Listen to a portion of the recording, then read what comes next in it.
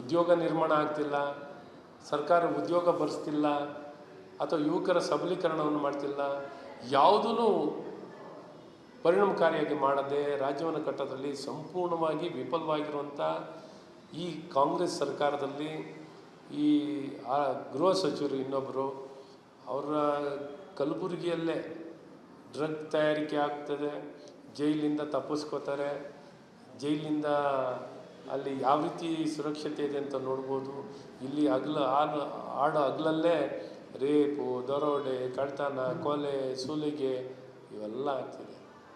ಏನನ್ನು ಹೇಳಕ್ಕೆ ಕೊಟ್ಟಿದ್ದಾರೆ ಇವತ್ತು? ಮಾದಕ ವಸ್ತುಗಳನ್ನು ಬೇಡ ಬರೋ ಹೇಳಿದ್ದಾರೆ. ಬೇಡ ಬ್ರೋ, ಸುಮ್ಮನೆ ಪೋಸ್ಟ್ರಲ್ಲಿ ಬೇಡ ಬ್ರೋ ಅಂದರೆ ಹೇಳೋಕ್ಕಾಗಲ್ಲ ಬ್ರೋ.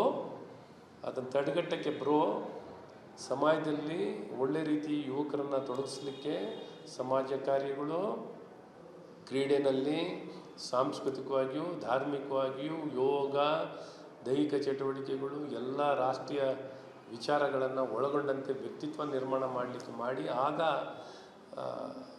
ನಿಮ್ಮ ಮಾದಕ ವಸ್ತುಗಳಿಂದ ದೂರ ಇರಲಿಕ್ಕೆ ಸಾಧ್ಯವಾಗುತ್ತೆ. ಮಾದಕ ವಸ್ತುಗಳು ಅತಿ ಹೆಚ್ಚಿನ ತಯಾರಿಕೆ ಆಗ್ತಿರೋದು ನಮ್ಮ ರಾಜ್ಯದಲ್ಲಿ. ಹಾಗಾಗಿ ಇವನ್ನೆಲ್ಲ ತಡಿಲಿಕ್ಕೆ ಕೆಲಸವನ್ನು ಮಾಡಿ ಜೈಲೇ VIP ಸೇವೆ ಕೊಡುವಂಥ ರೀತಿಯಲ್ಲಿ ನಿಮ್ಮ ಜೈಲುಗಳಿದ್ದಾವೆ. ಹಾಗಾಗಿ ನಿಮ್ಮಿಂದ ಕಲಿಯುವಂಥದ್ದು ವಿಚಾರಗಳನ್ನು ನೀವು ಕೆಲಸ ಮಾಡಿ ತೋರಿಸಿ. ಭಾಳ ಸಂತೋಷ. ನಮ್ಮ ನಾಡಿನಲ್ಲಿ ನೀವು ಒಳ್ಳೆ ಕೆಲಸ ಮಾಡಿದ್ರೆ ನಮ್ಗೆ ಹೆಮ್ಮೆ. ನಾವೇ ನಿಮ್ಗೆ ಮೆಚ್ಚುಗೆ ವ್ಯಕ್ತಪಡಿಸ್ತೀವಿ. ನಮ್ಮ ನಾಡಿಗಿಂತ ದೊಡ್ಡದು ನಮ್ಗೆ ಯಾವುದೂ ಇಲ್ಲ, ನಮ್ಮ ದೇಶಕ್ಕಿಂತ ದೊಡ್ಡದು ನಮ್ಗೆ ಯಾವುದೂ ಇಲ್ಲ.